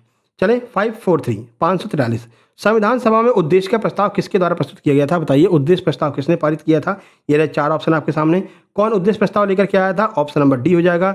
जवाहरलाल नेहरू जी उद्देश्य प्रस्ताव लेकर के आए थे, और इसी पर भारत की क्या बनी है? प्रस्तावना बनी है। इसीलिए जवाहरलाल नेहरू ने उसको प्रस्तावना को भारत की हृदय और आत्मा कहा है। ठीक है, 13 दिसंबर 1946 को जवाहरलाल नेहरू के द्वारा यह प्रस्ताव लाया गया था। चलिए 544 पर्पल फेस्ट 2025 किस दिवस को मनाने के लिए आयोजित किया गया था? बताइए किस लिए मनाया था हमने पर्पल फेस्ट 2025? ये रहे 4 ऑप्शन आपके सामने। प्रश्न का सही आंसर हो जाएगा आपका ऑप्शन नंबर सी, यानी कि अंतर्राष्ट्रीय दिव्यांग जन दिवस मनाने के लिए हमने पर्पल फेस्ट 2025 मनाया था। अब यही पर्पल फेस्ट 2026 हो जाएगा, और ये भी किससे संबंधित होगा? अंतर्राष्ट्रीय दिव्यांग जन दिवस से ही संबंधित होगा। ये प्रश्न आगे आपसे पूछा जाएगा। ठीक है, चलिए 545 अर्थशास्त्र का लेखक कौन है भैया बताओ? आर्यभट्ट, कौटिल्य, चरक, पतंजलि? बहुत सिंपल आंसर है। अर्थशास्त्र को किसने लिखा है? अर्थशास्त्र को कौटिल्य ने लिखा है। ठीक है, देखिए तो अर्थशास्त्र राजनीति, कूटनीति और सैन्य रणनीति और राज्य प्रशासन का एक प्राचीन संस्कृत ग्रंथ है। इसकी रचना मौर्य सम्राट चंद्रगुप्त मौर्य के प्रधानमंत्री गुरु कौटिल्य के द्वारा जो है इसकी रचना की गई थी। अब ये अर्थशास्त्र इकोनॉमिक्स नहीं है मेरे भाई, ये कौटिल्य वाला जो अर्थशास्त्र है वो अलग है। इसमें जो है लड़ाई झगड़ों के बारे में और फिर जो है कूटनीति के बारे में बताया गया है। ठीक है ना, तो ये अर्थशास्त्र पैसों से संबंधित नहीं है। कई बार लोग कंफ्यूज हो जाते हैं कि ये अर्थशास्त्र पैसों से है। नहीं भैया, कौटिल्य वाला जो अर्थशास्त्र है उसमें पैसों के बारे में, धन के बारे में कोई बात नहीं की गई, ये अलग अर्थशास्त्र है। ठीक है, चलो आगे बढ़ें। 546 कह रहे सौर विकिरण को इस्तेमाल करने लायक ऊर्जा में बदलने के लिए कौन से 2 तरीके के प्रमुख रास्ते हैं? बताइए सौर ऊर्जा को हम कैसे अपने यूज में ला सकते हैं? ये 4 ऑप्शन आपके सामने हैं। आइए आंसर की ओर चलते हैं। प्रश्न का सही आंसर ऑप्शन नंबर ए हो जाएगा, फोटोवोल्टिक और सौर तापीय तकनीकी की मदद से। आप जानते हैं भाई, हम लोग सौर सेल पैनल लगा देते हैं अपने छतों पर और जो है बिजली प्राप्त कर लेते हैं सौर ऊर्जा के माध्यम से। तो वो यही है, फोटोवोल्टिक और सौर तापीय तकनीकी के माध्यम से सौर विकिरण का इस्तेमाल हम ऊर्जा बनाने में कर सकते हैं। चलो आगे बढ़ें। 547 ये सारे सॉल्यूशन पढ़ते चल रहे हैं ऊपर वाले, कि हम छोड़ते चल रहे हैं कम टाइम की वजह से, तो तुम भी छोड़ते चलो, ऐसा मत करना है ना। जिन लोगों ने नोट्स लिया उनको तो इसकी नोट्स मिल ही जाएगी, लेकिन जिन लोगों ने नहीं लिया है वो लोग इसको पढ़ते चलेंगे मेरे भाई, वीडियो पॉज करके। ठीक है, चलिए कह रहे हैं कैबिनेट मिशन प्लान के तहत प्रस्तावित अंतरिम सरकार का गठन कब हुआ था? बताइए अंतरिम सरकार का गठन कब किया गया था? ये रहे 4 ऑप्शन आपके सामने। कैबिनेट मिशन ने भारत में अंतरिम सरकार बनाई थी, कब बनाई थी? तो ये बनाई थी 1946 में, 1946 1946 बिल्कुल सही आंसर हो जाएगा। भारत में अंतरिम सरकार कैबिनेट मिशन के द्वारा 1946 में बनाई गई थी। ठीक है, ये पूरा सॉल्यूशन देखिए। 548 कह रहे हैं जोहान्सबर्ग दक्षिण अफ्रीका द्वारा आयोजित 2025 G20 शिखर सम्मेलन की थीम क्या थी? बताइए। तो जोहान्सबर्ग दक्षिण अफ्रीका में 2025 का G20 सम्मेलन हुआ था, उसकी थीम आपसे पूछ रहे हैं। ये रहे 4 ऑप्शन आपके सामने। प्रश्न का सही आंसर ऑप्शन नंबर डी हो जाएगा, एकजुटता, समानता, स्थिरता। अच्छा, ये जब से ये हुआ है यानी G20 वाला जो शिखर हुआ है, ये मान के चलिए कि हर एक एग्जाम, कोई ऐसा एग्जाम नहीं, चाहे रेलवे हो, चाहे SSC हो, चाहे आपका व्यापम हो, हर एग्जाम में ये पूछी गई ये थीम। ठीक है ना, तो ये थीम आपको ध्यान रखना है। आगे बढ़ें, चलिए। ये 2025 में हुआ था, 20वें शिखर सम्मेलन की अध्यक्षता जो है ग्रहण की थी किसने? दक्षिण अफ्रीका ने। फिर वहाँ पर ये G20 समिट हुई थी। अगला 549 देखते हैं। 549 क्या है? मध्य प्रदेश में विंध्याचल ताप विद्युत ग्रह किस जिले में स्थित है भैया? ये विंध्याचल वाला, रीवा, सिंगरौली, सीधी, शहडोल, कहाँ पर है ये? सही आंसर आपका हो जाएगा सिंगरौली में। सिंगरौली में जो है ये आपका विंध्याचल ताप विद्युत ग्रह जो है वो बनाया गया है। पूरा सॉल्यूशन आप यहाँ पर देख सकते हैं, NTPC के द्वारा बनाया गया। ठीक है, आगे बढ़िए। 550 क्या है? क्षेत्रफल की दृष्टि से मध्य प्रदेश का सबसे बड़ा जिला कौन सा है? कौन सा सबसे बड़ा जिला? ये रहे 4 ऑप्शन आपके सामने। MPGK तो बहुत तगड़ी है ही है आपकी, है ना, और MPGK के नोट्स भी हमने आपको ग्रुप में दे दिए हैं, आप लोग वहाँ से देख करके पढ़ लिए होंगे। ठीक है, तो सही आंसर आपका हो जाएगा ऑप्शन नंबर सी, छिंदवाड़ा जो है ये छिंदवाड़ा क्षेत्रफल की दृष्टि से मध्य प्रदेश का सबसे बड़ा जिला हो जाएगा। ठीक है, सॉल्यूशन आप यहाँ पर देख सकते हैं। चलिए, तो ये आपके 50 प्रश्न कंप्लीट हो गए, यानी कि आज के 50 प्रश्न और टोटल हो गए 550। चलिए इसी बात पर वीडियो को जल्दी से लाइक कर दीजिए जिन लोगों ने लाइक नहीं किया है, प्यारा सा कमेंट कर दीजिए जिससे कि हमको उत्साह मिलता रहे और लगातार आपके लिए हम क्लासेस लेकर के आते रहें। और इस वीडियो को भी आपको शेयर करना है। शेयर का ऑप्शन इस तरह का तीर बना होगा नीचे, इस पर क्लिक करेंगे तो आपको सारे व्हाट्सअप टेलीग्राम वैग्राम खुल जाएगा। वहाँ पर आपको इसके जो लिंक है उसको हर जगह जा करके पेस्ट कर देना है, हर जगह शेयर कर देना है, जिससे कि लगातार क्लासेज आगे बढ़ती रहे और लगातार हमारा प्रयास रहे और हम जो है 2500 की जो सीरीज है इसको कंप्लीट करा करके आपको ये MPSB के 2500 का जो क्वेश्चंस का जो ताज है वो आपके सिर पर पहना सकें, जिससे कि फिर बाद में जो आगे एग्जाम आने वाले हैं उन एग्जाम को क्वालिफाई करके सरकारी नौकरी का ताज जो है वो आपके सिर पर लग सके, है ना। तो जरूरी है वीडियो को लाइक करना, शेयर और सब्सक्राइब करना। चलिए अब देखिए यहाँ पर कौन सा प्रश्न है। यहाँ पर आपसे जो है सूची वाला प्रश्न है, यानी कि इन दोनों को मिलाने वाला प्रश्न पूछा गया। चलिए देख लेते हैं मेरे भाई। देखिए 551 नंबर का प्रश्न पढ़िए, हम थोड़ा सा पानी पी कर आते हैं, आप पढ़िए, है ना, क्वेश्चन को पढ़ लीजिए तब तक। चलिए देखिए, तो एक तरफ संप्रदाय दिया गया है, दूसरी सूची में उनके मूल सिद्धांत दिए गए हैं कि कौन सा संप्रदाय कौन सा सिद्धांत मानता है। ठीक है, बौद्ध, जैन, आजीवक और चारवाक, और यहाँ पर इनके सिद्धांत दिए गए हैं। चलिए मिला देते हैं। तो अगर हम बौद्ध धर्म की बात करते हैं तो बौद्ध धर्म जो है वो मध्यम मार्ग को अपनाता है, ठीक है ना, यानी कि बहुत ज़्यादा कठिनता भी नहीं और बहुत ज़्यादा सरलता भी नहीं। तो बौद्ध धर्म जो है वो मध्यम मार्ग को अपनाता है। फिर जैन धर्म जो है, जैन धर्म बहुत ही घोर तपस्या पर बात करता है। आपने देखे होंगे जैन साध्वी जो होती हैं वो मतलब कि बाल नहीं रखती हैं। आजकल बहुत वीडियो चल रहे हैं ना, वाइट कलर की साड़ी पहनती हैं, बाल नहीं रखती हैं, है ना, दीक्षा लेने के बाद में, और वो फिर भोजन को मतलब अलग ही तरीके से उनका पूरा जीवन हो जाता है और बहुत कठोर जीवन होता है। ठीक है, तो जैन धर्म का ऑप्शन नंबर 4 हो जाएगा, बौद्ध धर्म का ऑप्शन नंबर 3 हो जाएगा, आजीवक का हो जाएगा ऑप्शन नंबर 1, यानी कि पूर्ण नियतिवाद और स्वतंत्र इच्छा शक्ति का अभाव होता है आजीवक में। बचा चारवाक, तो चारवाक में हो जाएगा ऑप्शन नंबर 2। यानी कि यहाँ पर अगर हम बात करेंगे A, B, C और D, तो A को किससे मिलाया था हमने, A को मिलाया था 3, यानी A के नीचे 3 आएगा, B के नीचे जैन धर्म के नीचे 4 आ जाएगा, 3 के नीचे मतलब B के नीचे आ जाएगा 4, और C के नीचे आ जाएगा 1, यानी कि यहाँ पर 1 आ जाएगा, और D के नीचे 2, यानी कि D के नीचे 2, 3 4 1 2 हमारा आंसर होगा। आइए देख लेते हैं कहाँ पर है 3 4 1 2। तो ये आपका देखिए कहाँ पर है 3 4 1 2, ऑप्शन नंबर डी में है। ठीक है, तो ऑप्शन नंबर डी आपका जो है बिल्कुल सही आंसर हो जाएगा। पूरा डिटेल सॉल्यूशन आप यहाँ पर देख सकते हैं। चारों का हमने बता दिया है और चारों के बारे में बिल्कुल सिंपल लैंग्वेज में आपको यहाँ पर लिख करके दिखा दिया। आप आराम से इसको जो है वीडियो पॉज करके पढ़ सकते हैं।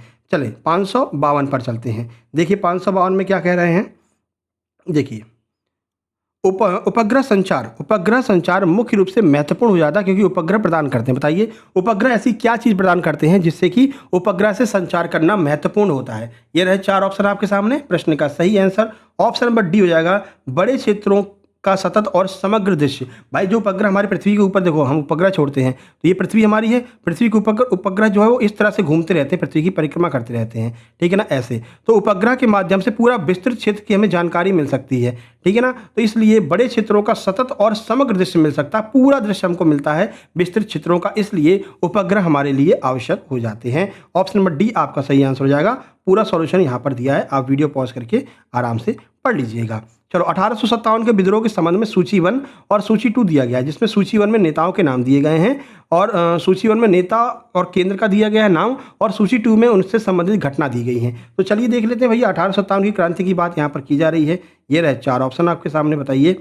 पहला है फैजाबाद के मौलवी अहमदुल्ला, दूसरा है बेगम हजरत महल अवध, तीसरा कुंवर सिंह और चौथा है बिरजिस कादिर। अब उनसे संबंधित ये कुछ घटनाएं हैं, ये घटनाओं को आपको देखना है। ठीक है, आराम से आप लोग मिला लीजिए, पहले अपन चलते हैं सीधे आंसर की ओर। तो प्रश्न का सही आंसर आपका हो जाएगा ऑप्शन नंबर सी, यानी कि ए के सामने 3। देखो ऐसे मिला लो, अब मिला लो। ठीक है, ए के सामने 3, यानी कि फैजाबाद के मौलवी अहमदुल्ला जो हैं वो 3 नंबर से संबंधित। 3 नंबर का मतलब ये हो जाएगा, तो ये हो जाएगा भैया अवध में विद्रोह के प्रकाश स्तंभ के रूप में जाने जाने वाले कौन है, महान वक्ता है कौन, फैजाबाद के मौलवी अहमदुल्ला। ठीक है, बी को मिला दीजिए 2 से, बेगम हजरत महल अपने पुत्र बिरजिस कादिर को अवध का नवाब इन्होंने घोषित किया था। ठीक है, फिर है कुंवर सिंह, ऑप्शन नंबर सी जो है, सी किससे मिलाएंगे, सी मिलेगा आपका 1 से, यानी कि बिहार में अपने किले से विद्रोह का नेतृत्व किया था, गुरिल्ला पद्धति के लिए जाने जाते थे कौन, कुंवर सिंह। बचे बिरजिस कादिर जो कि ऑप्शन नंबर डी है, ये आपका मिल जाएगा चौथे नंबर से। विद्रोह के दौरान अवध का प्रशासन का एक जो नाम मात्र था वो प्रमुख कौन बना था, बिरजिस कादिर बने थे। क्योंकि जो बेगम हजरत महल थी वो बाद में नेपाल चली गई थी। ठीक है, तो इस तरह से आपको ये मिलाना था। ऑप्शन नंबर डी आपका बिल्कुल सही आंसर हो जाएगा। पूरा सॉल्यूशन यहाँ पर दिया गया है। आगे बढ़ें, चलिए 554 इसमें भी आपकी सूची वाले प्रश्न दिए गए हैं। देखो क्या क्या दिया है, एक तरफ आंदोलन और घटना दी गई है, दूसरी तरफ उनसे संबंधित नेता या फिर नारा दिया गया है ना। काकोरी षड्यंत्र, चटगांव शस्त्रागार, HSRA, भारत छोड़ो आंदोलन, इंकलाब जिंदाबाद, करो मरो, रामप्रसाद बिस्मिल और सूर्यसेन। बताइए किससे संबंधित है। तो वो चटगांव शस्त्रागार छापा किसने किया था, सूर्यसेन के द्वारा किया गया था, ठीक है। उसके बाद में काकोरी षड्यंत्र कौन है, रामप्रसाद बिस्मिल और जो है अशफाकुल्ला खां हो जाएंगे, ठीक है। भारत छोड़ो आंदोलन में करो या मरो का नारा दिया गया था। बचा कौन, HSRA, तो इंकलाब जिंदाबाद हो जाएगा। यानी कि 1 2 3 4, ठीक है। तो एक के सामने सूर्यसेन यानी एक के सामने डी आ जाएगा, ठीक है। फिर नहीं, एक के सामने नहीं, चटगांव के सामने है ना, 2 के सामने डी आ जाएगा, 2 के सामने डी आ जाएगा, ठीक है। काकोरी वाला 1 के सामने सी आ जाएगा, फिर 3 के सामने HSRA के सामने ए आ जाएगा, और बचा कौन, बचा आपका चौथा, और चौथा यानी भारत छोड़ो आंदोलन आप करो या मरो आ जाएगा, ठीक है, बी आ जाएगा। तो CDAB हमारा आंसर होगा। आइए देख लेते हैं कहाँ पर दिया गया है। तो ये आपका ऑप्शन नंबर डी में दिया गया है, CDAB, ऑप्शन नंबर डी हमारा सही आंसर हो जाएगा, ठीक है। सॉल्यूशन आप यहाँ पर देख सकते हैं। तो इस तरह के प्रश्न जो हैं वो पूछे गए थे MPSI प्री में। अब ये पूरा सॉल्यूशन हमने आपको दे रखा है, तो यहाँ से आपके एक प्रश्न के साथ में 4 प्रश्न क्लियर हो रहे हैं मेरे भाई। 1925 में पहली बार काकोरी षड्यंत्र हुआ था, दूसरी बार 1930 में बंगाल के चटगांव में ये आक्रमण हुआ था। HSRA जो है क्रांतिकारियों का, विशेषकर भगत सिंह ने इंकलाब जिंदाबाद के नारा दिया था, ठीक है। ये कई बार पूछा था, इंकलाब जिंदाबाद का नारा फेमस किसने किया था, भगत सिंह ने किया था। 1942 में भारत छोड़ो आंदोलन हुआ था, करो या मरो का नारा दिया गया था। ये पूरा डिटेल भी आपके लिए बहुत ज़्यादा महत्वपूर्ण है। ये देखने के लिए 100 प्रश्न है ना। ये प्रश्न कम से कम 300 के बराबर हैं। एक्स्ट्रा फैक्ट भी आपको हम साथ साथ में देते चल रहे हैं। और ऐसा भी नहीं कि बहुत पुराने प्रश्न है, ये 2026 जनवरी के प्रश्न है, अभी हुआ है एग्जाम, है ना, 6-7 महीने पहले। तो ये प्रश्न रिपीट होंगे मेरे भाई। चलिए 555 देखिए, 555 क्या है, निम्नलिखित में से कौन सा नाम पश्चिमी ऑस्ट्रेलिया में उष्णकटिबंधीय चक्रवातों से संबंधित है। बताइए कौन सा पश्चिमी ऑस्ट्रेलिया में उष्णकटिबंधीय चक्रवात से संबंधित है।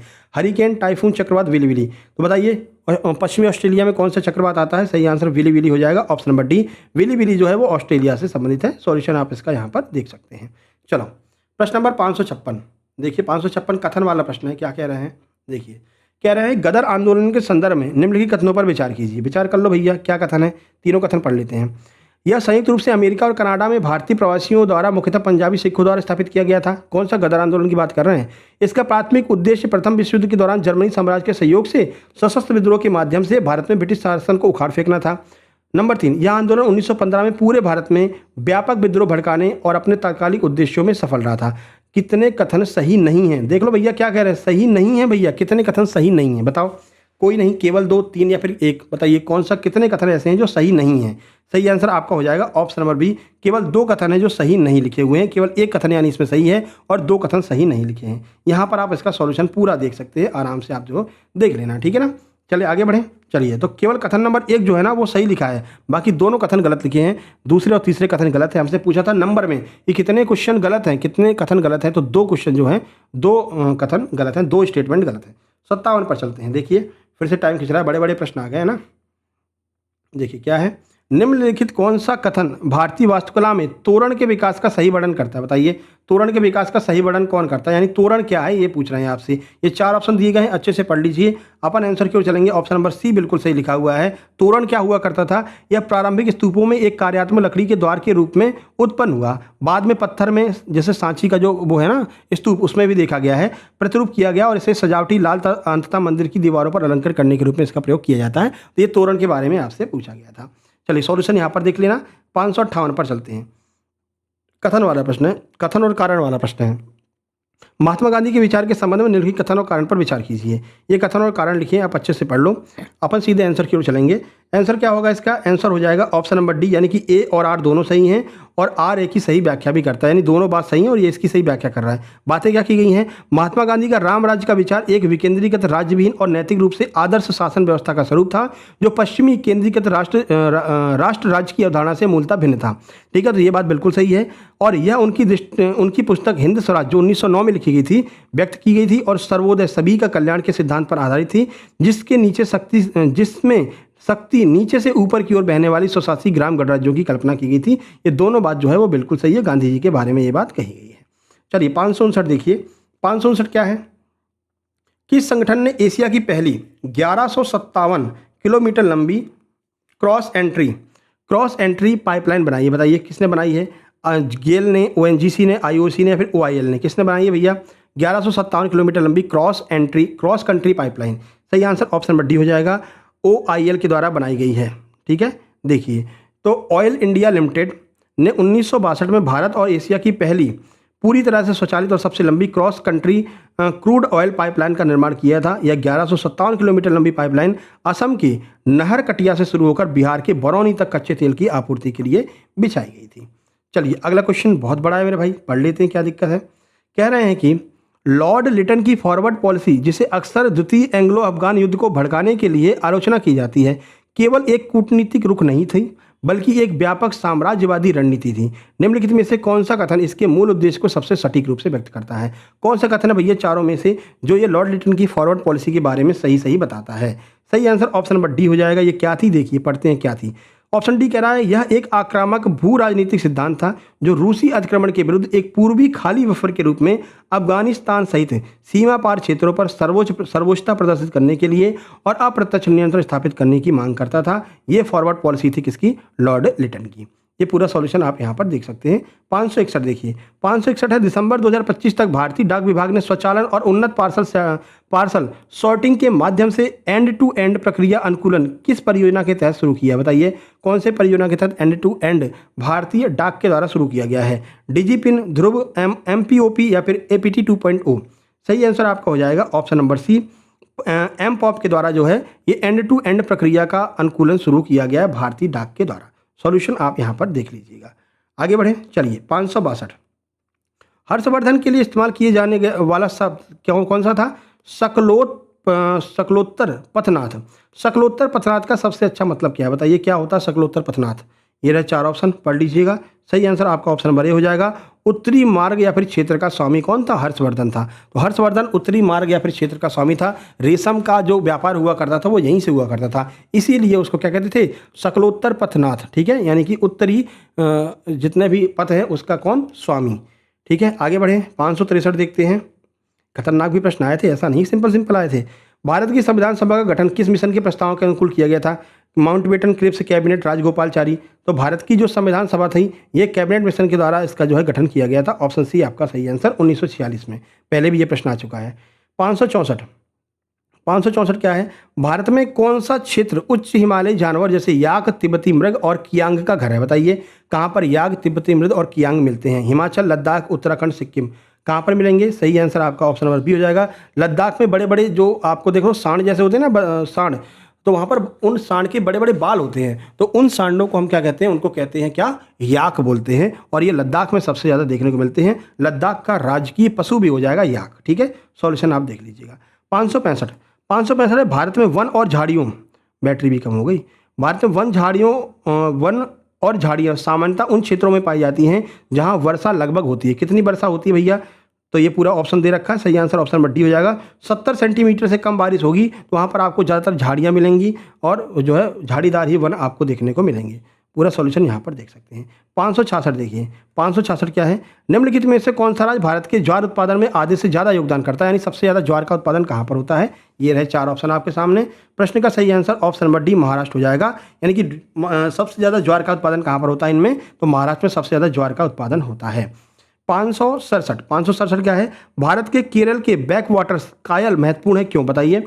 तो जो भारत के केरल में कायल पाए जाते हैं, कायल जिसे हम बैक वाटर्स कहते हैं, बैक वाटर्स को कायल के नाम से जाना जाता है, वो क्यों महत्वपूर्ण है वो आपसे पूछ रहे हैं। सही आंसर आपका हो जाएगा ऑप्शन नंबर डी। ये सस्ता परिवहन उपलब्ध कराते हैं, ठीक है, और पर्यटकों को आकर्षित करते हैं। कायल होता क्या है? एक प्रकार का ऐसा स्थान होता है जहाँ पर जो है आराम से पानी वाला स्थान होता है, जहाँ से आराम से जो है पर्यटन वगैरह कर सकते हैं। तो पर्यटन कर सकते हैं, साथ साथ में परिवहन भी कर सकते हैं, तो पेट्रोल डीजल की भी बचत हो जाती है। इसलिए कायल जो है वो केरल के जो बैकवाटर्स होते हैं वो काफ़ी महत्वपूर्ण होते हैं। देखिए, तो केरल के बैकवाटर जिन्हें स्थानीय भाषा में कायल कहा जाता है, झीलों और नहरों का एक विशाल नेटवर्क होता है। ये न केवल अंतर्देशीय परिवहन का सस्ता साधन उपलब्ध कराते हैं बल्कि प्रसिद्ध हाउस बोटिंग के लिए भी विश्व भर में प्रसिद्ध हैं। ठीक है, यानी केरल के आसपास आपको पूरा पानी पानी दिखता है, तो यहाँ पर लोग नावों का इस्तेमाल करते हैं एक स्थान से दूसरे स्थान पर जाने के लिए। ठीक है, तो इसे हम क्या कहते हैं? कायल कहते हैं।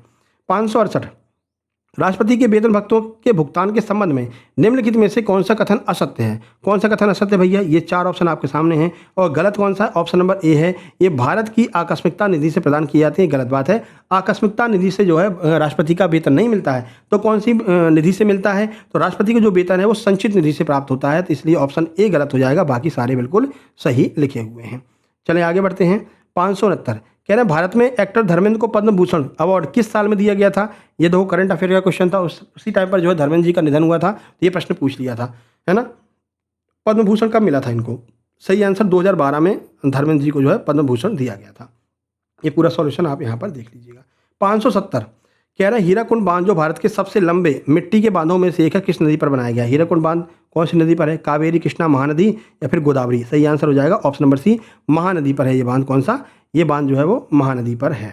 ठीक है, तो हीराकुंड उड़ीसा में महानदी पर स्थित है। देखिए 571 भारत में भारतीय प्रेस का मुक्तिदाता किसे जो है कहा जाता है? बताइए किसको कहते हैं भारतीय प्रेस का मुक्तिदाता? 4 ऑप्शन ये रहे। सही answer option number A, sir Charles Metcalfe को भारतीय प्रेस का मुक्तिदाता कहा जाता है।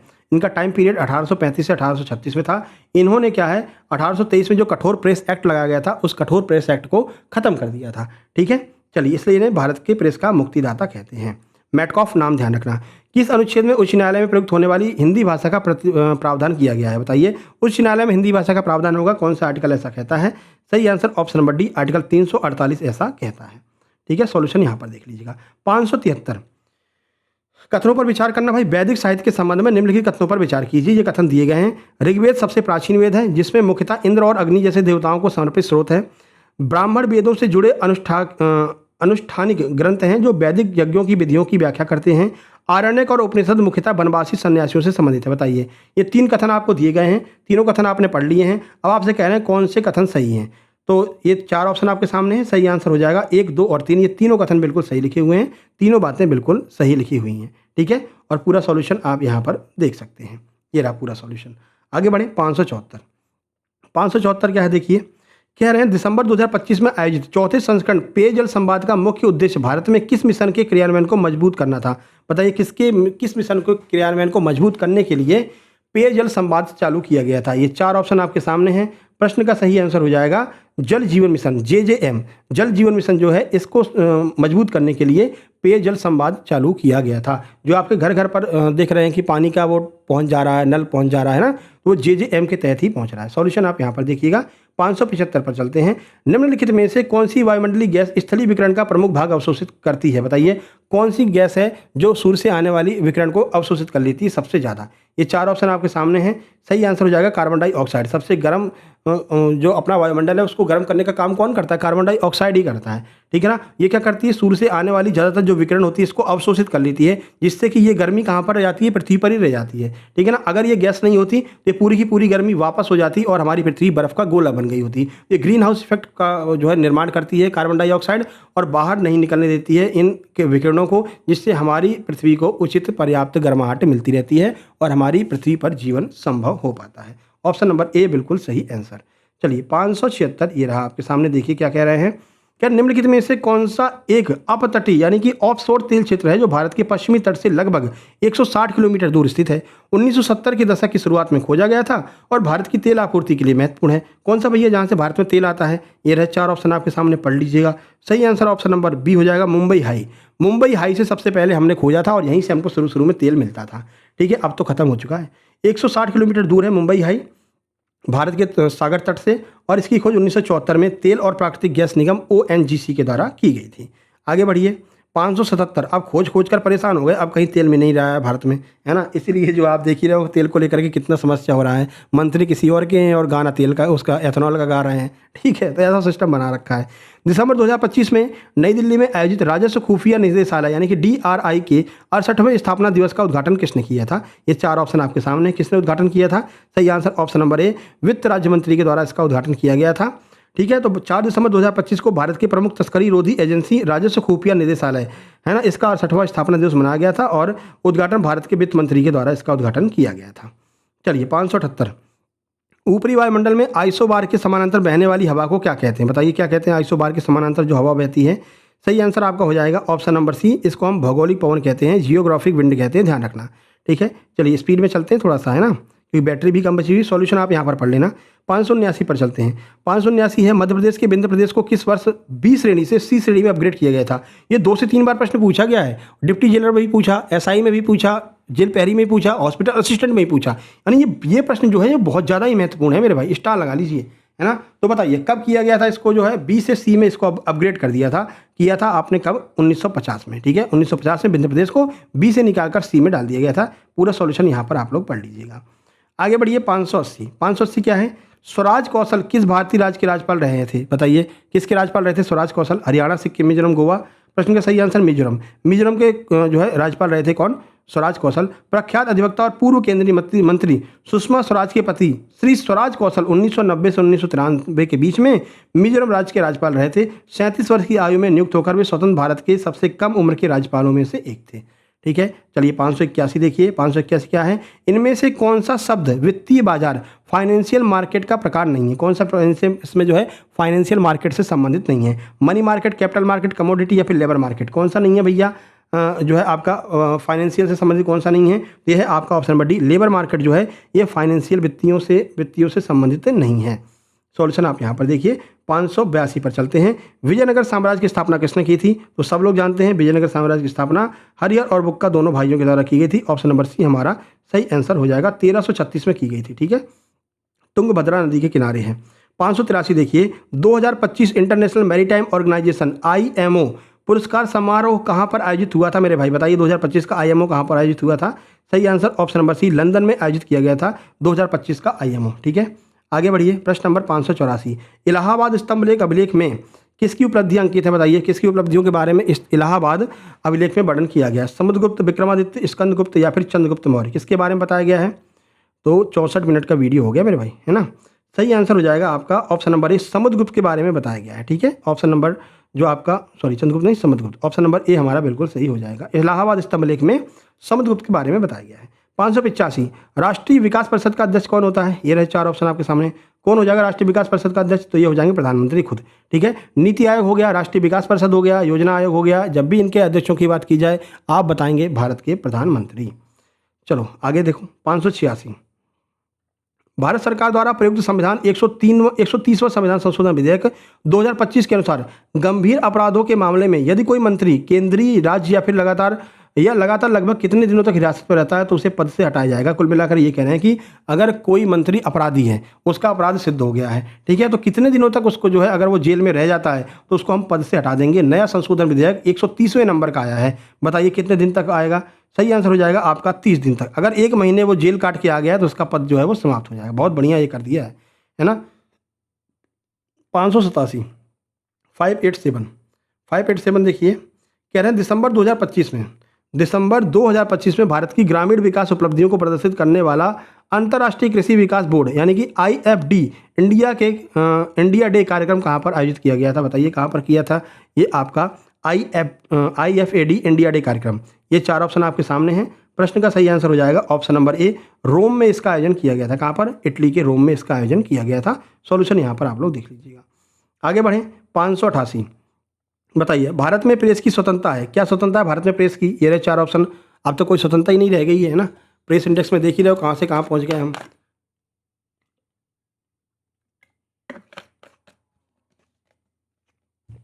पानी पीना बहुत जरूरी है भाई। ठीक है, बताओ कौन सी स्वतंत्रता है भारत में प्रेस की। 4 ऑप्शन ये रहे। सही आंसर ऑप्शन नंबर सी, ये जो है आर्टिकल 19 के तहत अभिव्यक्ति की स्वतंत्रता के अधिकार में शामिल है। ठीक है ना, तो अभिव्यक्ति की स्वतंत्रता जो मिलती है वो प्रेस की स्वतंत्रता इसी के अंतर्गत मिलती है, आर्टिकल 19 के अंतर्गत। सॉल्यूशन यहाँ पर देखिए।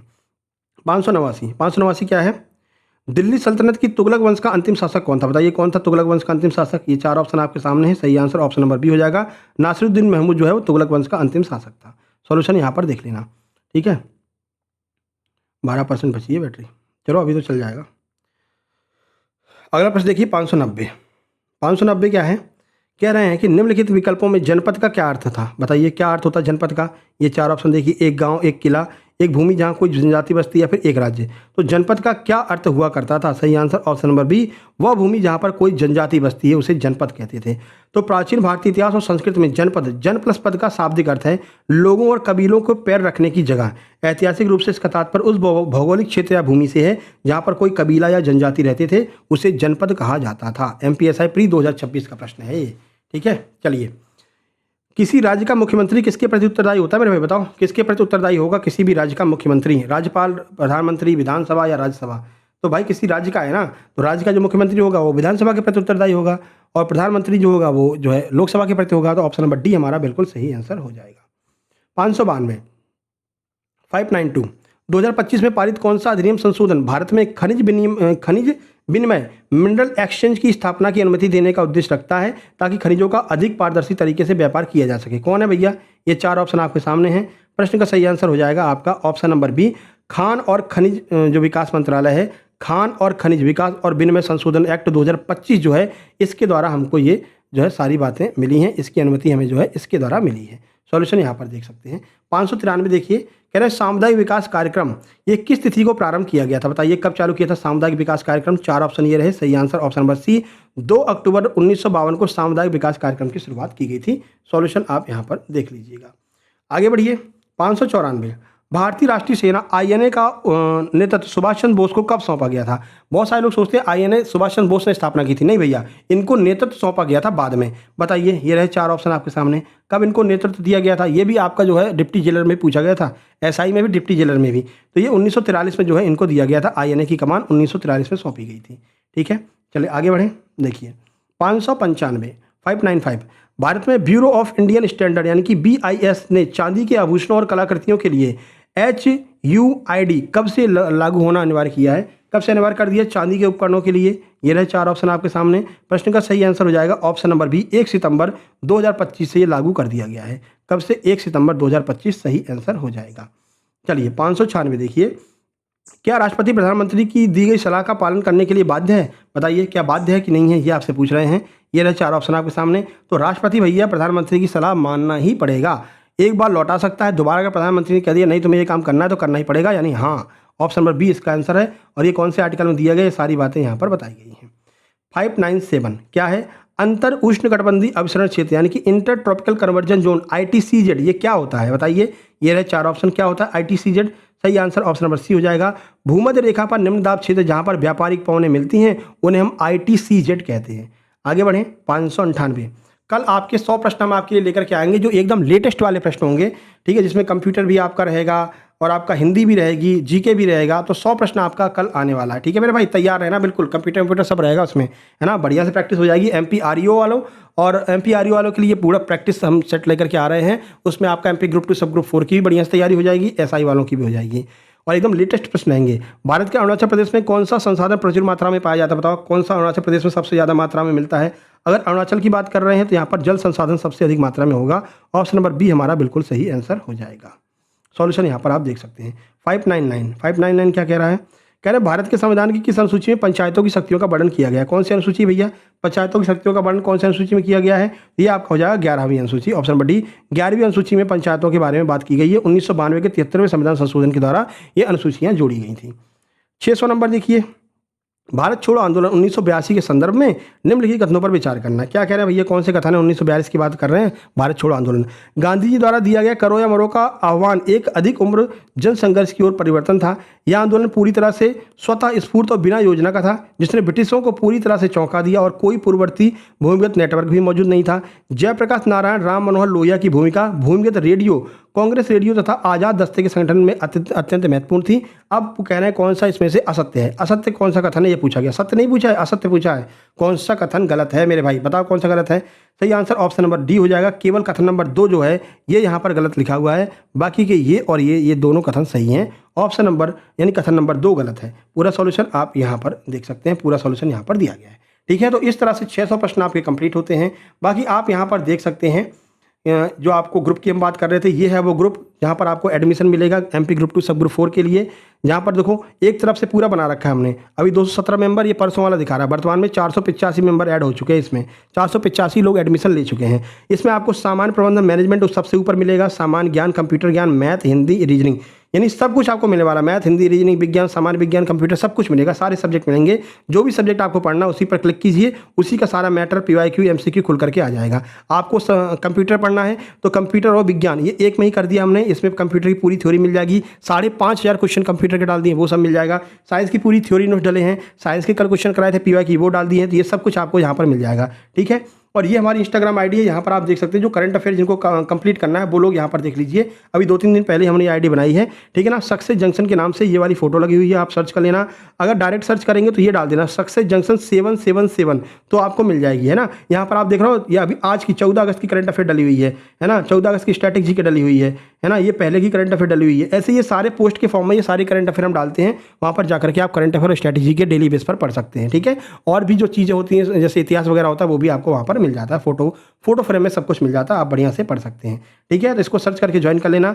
और यहाँ पर लिंक वगैरह भी दी रहती है। 1037 लोग अभी तक फॉलोवर बन चुके हैं। अब अगला नंबर आपका है, ठीक है। लिंक भी डिस्क्रिप्शन बॉक्स में दी गई, वहाँ से भी कर सकते हैं। बाकी जिन लोगों ने नोट्स लिए हैं उनको सफलता मिली है, वो आप लोग यहाँ से खुद देख सकते हैं। जैसे कि ये जागृति शर्मा जी हैं, है ना। ये हमारी एमपी पुलिस 2025 नोट्स ग्रुप से जुड़ी हुई हैं, आप देख सकते हैं। कांस्टेबल के लिए नोट्स लिए थे इन्होंने 2025 में, और आज आप देख रहे हैं इनको इनकी वर्दी मिल चुकी है, यानी कि सिलेक्शन इनका हो चुका है, ठीक है। मेरा इस बार एमपी पुलिस में सिलेक्शन हो गया है सर, अब हमें एसआई के नोट्स लेना। फिर इन्होंने एमपी एसआई के नोट्स 199 वाले लिए थे। ये भी आप देख रहे हैं, ये भी हमारे एमपी पुलिस बैच 2025 में जुड़े हुए थे, और आज इनको भी देख रहे हैं, इनको भी वर्दी मिल चुकी है, बढ़िया बंदूक लिए हुए हैं भाई, ठीक है ना। तो आपने मुझे तो मंजिल तक पहुंचा दिया, अब छोटी सिस्टर की बारी है, कृपया उन्हें भी गाइड कीजिएगा। फिर छोटी सिस्टर के लिए इन्होंने रक्षक पीडीएफ बैच जो हमारा पुलिस वाला है वो इन्होंने लेकर के उनको गिफ्ट दिया है, ठीक है। उसके बाद में ये वैभवी मिश्रा जी हैं, इनकी सेकंड रैंक अभी आई है। इनका रिजल्ट जैसे ही आया तुरंत इन्होंने मैसेज किया, सर हमारी सेकंड रैंक लगी है। फिर हमने पूछा सूबेदार का रिजल्ट आया, एमपी एसआई सूबेदार, उसकी बात कर रहे हैं हम। रक्षक पीडीएफ बैच से ये भी जुड़ी थी, आप भी रक्षक पीडीएफ बैच से जुड़ सकते हैं, ठीक है ना। हमने पूछा भाई आपकी सिलेक्शन में हमारा कुछ योगदान है, हमारे नोट्स से हेल्प मिली कि नहीं मिली। तो यस सर, आपके कांस्टेबल के लिए आपके नोट्स लिए थे, वीडियो एनालिसिस से काफ़ी हेल्प मिली थी। एमपी पुलिस कांस्टेबल में हो गया है, एमपी एसआई में भी हो गया 13% में, और एएसआई में तो सेकंड रैंक टॉपर है, ठीक है मेरे भाई।